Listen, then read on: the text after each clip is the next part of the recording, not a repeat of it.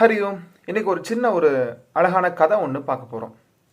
பெருமாளை பார்ப்பதற்கு பகவான் விஷ்ணு பரமாத்மா பெருமாளை பார்ப்பதற்கு ஒரு 2 ஸ்டார் போனாங்க. ஸ்டார் அப்படின்னு சொன்னால் நம்ம சினிமா ஸ்டார்லாம் கிடையாது.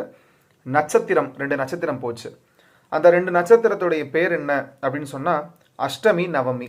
இது நட்சத்திரமான்னு கேட்டால் நட்சத்திரம் கிடையாது, திதி அப்படின்னு சொல்லுவாங்க. கிட்டத்தட்ட நட்சத்திரத்துக்கு பக்கம் 27 நட்சத்திரம் இருக்கு.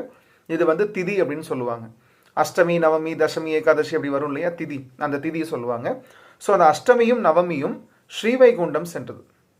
அங்கே போய் என்ன பண்ணுறாங்கன்னா தரிசனத்தை, அதாவது கடவுளை தரிசனம் செய்த பிறகு அவங்களுடைய மன குமுறலை, அதாவது அவங்க மன கஷ்டத்தை விஷ்ணு கிட்ட சொல்கிறாங்க, பெருமாள் கிட்ட சொல்கிறாங்க. மக்கள் எந்த ஒரு விசேஷத்தையும் அஷ்டமி நவமி திதிகளில் செய்வதில்லை. நம்ம சொல்லுவோம் இல்லையா, ஒரு கல்யாணத்துக்கு ஜுவல் வாங்க போகிறோம்னா இன்னைக்கு அஷ்டமியாக இருக்க வேண்டாம், இன்னைக்கு நவமியாக இருக்க வேண்டாம், நாள் நல்லா இல்லை அப்படிலாம் சொல்கிறோம் இல்லையா. ஸோ அந்த குமுறலை பெருமாள் கிட்ட போய் இந்த 2 திதியும் சொல்லுது. அஷ்டமி திதியாக இருந்தால் மக்கள் எந்த நல்ல காரியமும் செய்கிறதில்லை, எங்கள் 2 பேரையுமே எப்போதும் ஒதுக்கி வைக்கிறாங்க, ஸோ மிகவும் வருத்தமாக உள்ளது அப்படின்னு சொல்லி வேதனைப்படுறாங்க இந்த 2 நட்சத்திரமும், இந்த 2 திதிகளும். இதை கேட்டு ரொம்ப புன்னகையுடன் பெருமாள் சொல்றாரு, வருந்தாதீர்கள், அதை நான் சரி செய்கிறேன் அப்படின்னு சொல்றாரு. இப்போ நீங்க சந்தோஷமா போயிட்டு வாங்க அப்படின்னு சொல்லி அவங்களுக்கு ஒரு ப்ராமிஸ் பண்ணி அவங்களை அனுப்புறாரு. அவங்களும் பெருமான் என்ன செய்து தங்களின் குறையை சரி செய்ய போகிறார் அப்படின்னு சொல்லி ரொம்ப ஆவலோட காத்து கொண்டிருந்தாங்க.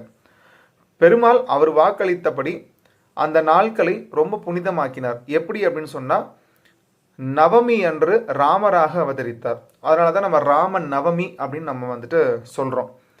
அஷ்டமி அன்று கிருஷ்ணனாக அவதரித்தார். அதனால தான் கிருஷ்ண ஜென்மாஷ்டமி அப்படின்னு நம்ம பேரை சொல்றோம்.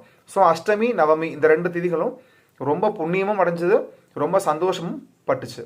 ஸோ இந்த கதையிலேருந்து நம்ம என்ன தெரிஞ்சுக்கலாம் அப்படின்னு சொன்னா, இறைவனிடம் மனிதனோ இல்லை பறவைகளோ இல்லை விலங்குகளோ இல்லை எந்த ஒரு விஷயமோ தன்னுடைய மனசில் இருக்கக்கூடிய உண்மையான கவலையை உண்மையான அந்த பக்தியுடன் இறைவனுடைய பாதத்தில் சமர்ப்பித்தால் அவனுக்கு பகவான் துணை நின்று அவனுக்கு வெற்றியை மட்டுமே தருவார் அப்படின்றது தான் இந்த விஷயத்தை நம்ம தெரிஞ்சுக்கலாம்.